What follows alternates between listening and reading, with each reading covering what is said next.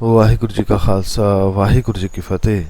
जपजी साहब की पावन वाणी की लगातार चल रही विचार में पहले हमने जाना कि सुनने से हमें क्या कुछ प्राप्त होता है।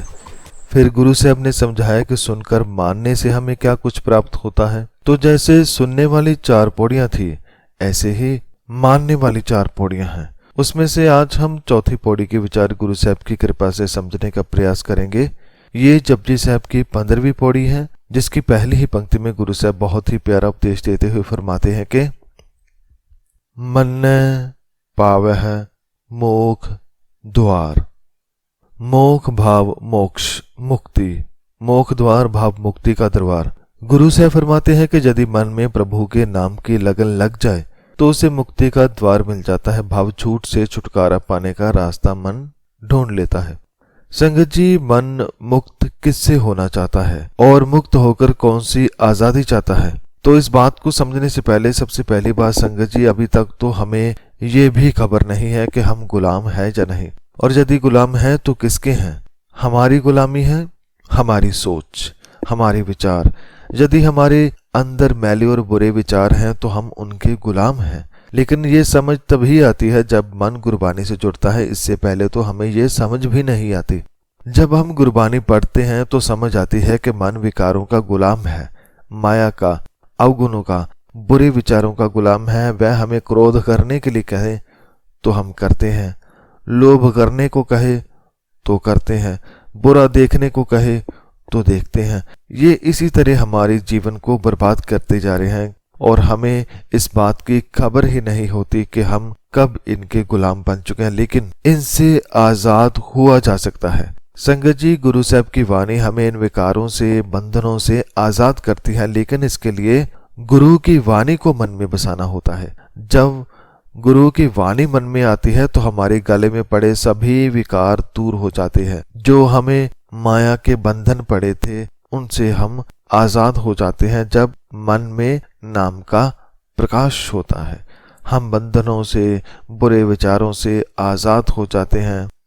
आजादी क्या है? आजादी है आनंद, आजादी है मन का चैन, आजादी है मन का सुख। और गुरु साहब इस पंक्ति में उसी आजादी भाव मुक्ति की बात करते हुए फरमाते हैं कि जो मन नाम को मानने लगे वह विकारों से मुक्ति का द्वार ढूंढ लेता है। मुक्ति मरने के बाद नहीं बल्कि जीते जी।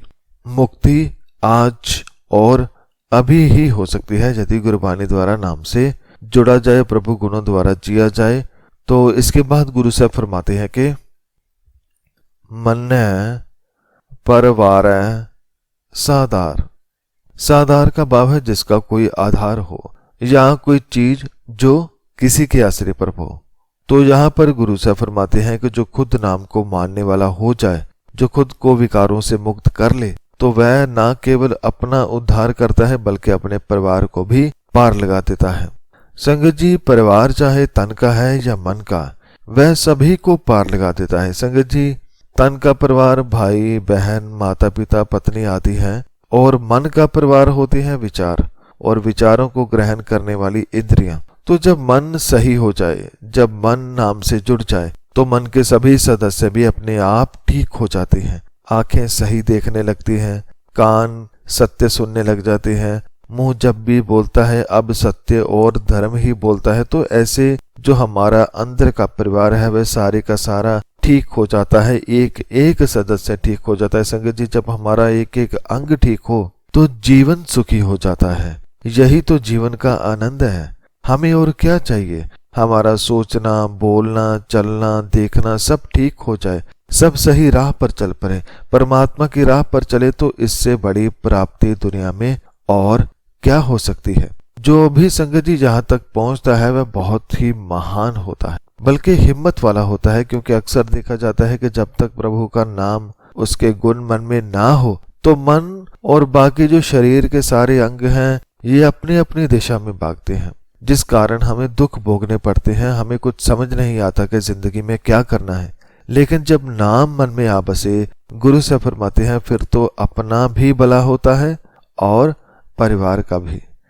तो इसके बाद गुरु साहब फरमाते हैं कि मन्ने तारे तारे गुर सिख।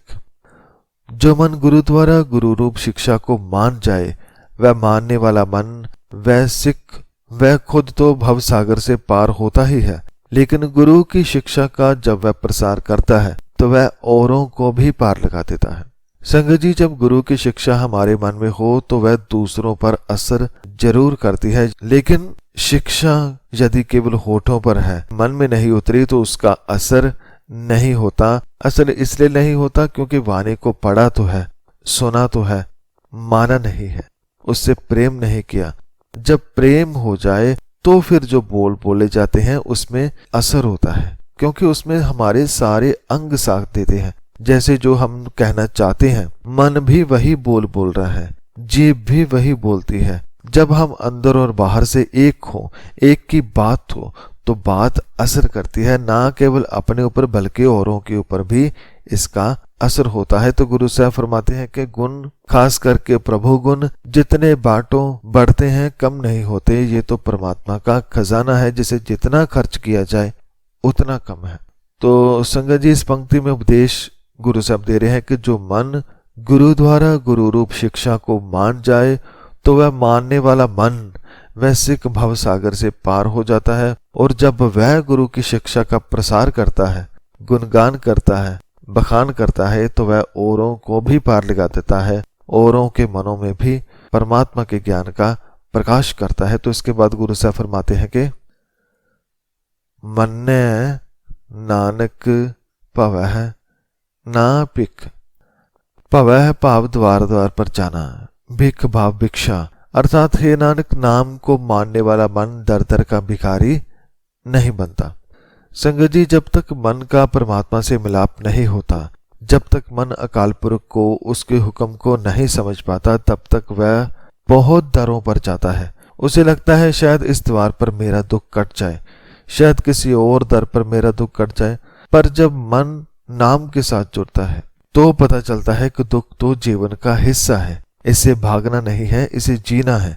और ऐसा जीना है जैसे ये भी उसकी बख्शिश हो, उसका प्रसाद हो, उसकी दात हो। तो संगत जी, जब मन बलवान हो जाता है, रब के नाम की उसको समझ आ जाती है, तो फिर कोई भी रोग, दुख मन को हिला नहीं सकता। वह सभी कुछ समझ जाता है। जब संगत जी हुक्म समझ में आ जाए तो सभी बातें समझ में आती हैं कि जीवन में जो हो रहा है उसका भी कोई ना कोई कारण होता है। तो गुरु साहब फरमाते हैं कि जो नाम को मानने वाला हो जाए, जो उसे समझ जाए, जो प्रभु गुणों को मन में बसा ले, वह फिर एक ही दर पर रहता है, ईश्वर के दर पर, निरंकार के दर पर, परमात्मा के दर पर। वह बाकी द्वारों पर भिखारी बनकर अब नहीं जाता, क्योंकि वह सब कुछ ही यहीं पा लेता है, उसे फिर कहीं और जाने की जरूरत नहीं रह जाती। इसके बाद गुरु साहब फरमाते हैं कि ऐसा नाम निरंजन होए।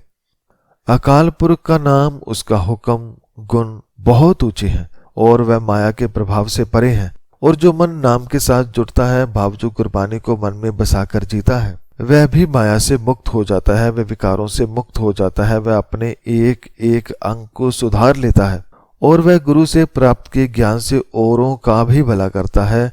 और इस मन का फिर बाकी सभी दरों से मांगना छूट जाता है, क्योंकि अभी वह मिल गया है जिसके दर से सब कुछ मिलता है, जिसके हाथों से सभी दातें आती हैं। उस दातार से, निरंकार से मन जुड़ गया है, जिससे जुड़कर अब और कुछ मांगना नहीं बचा है। तो गुरु साहब इस पंक्ति में फरमाते हैं कि जो मन नाम को मानने वाला हो जाए, वह भी नाम की तरह माया के प्रभाव से परे हो जाता है। तो अंत में गुरु साहब फरमाते हैं कि जे को मन जाने मन कोय, अर्थात नाम परमात्मा है तो बहुत ऊंचा और महान, और इससे जुड़ने वाला मन भी ऊंचा हो जाता है, माया से मुक्त हो जाता है, बुराई से दूर हो जाता है। लेकिन ये बात तभी समझ में आती है जब कोई इसे मान ले, जब कोई इस पर भरोसा करे, विश्वास करे, इसे जिए। बिना माने ये बात समझ से परे है। तो संगत जी, ये थी 15वीं पौड़ी, जिसमें गुरु साहब ने हमें समझाया कि यदि गुरु शब्द द्वारा परमात्मा की वाणी को गाया जाए, सुना जाए, समझा जाए और माना जाए, तो ये मन दुनिया का हर आनंद अपने अंदर ही पा लेता है मन हर विकार से दूर हो जाता है, मन सभी बंधनों से आजाद हो जाता है, मन अपना भला करता है, मन परिवार का भी भला करता है, मन का दर्दन से मांगना छूट जाता है। तो ऐसी बहुत सी रहमतें, बहुत से गुण मन प्राप्त करता है। कब? जब वह नाम से जुड़ता है, गुरु की वाणी से जुड़ता है। गुरु की वाणी में ही सारे खजाने हैं। तो संगत जी, गुरु की वाणी को पढ़ें, समझें और जीवन में अपनाएं, इसी में ही आनंद है। तो अंत में संगत जी, इस पूरी विचार के लिए सतगुरु श्री गुरु ग्रंथ साहिब जी को कोटि कोटि नमन है, उन्हें नमस्कार है, प्रणाम है, जो उन्होंने हमें इतने प्यारे उपदेश दिए, वाणी दी। और आप सब संगत का भी इस विचार को सुनने के लिए धन्यवाद।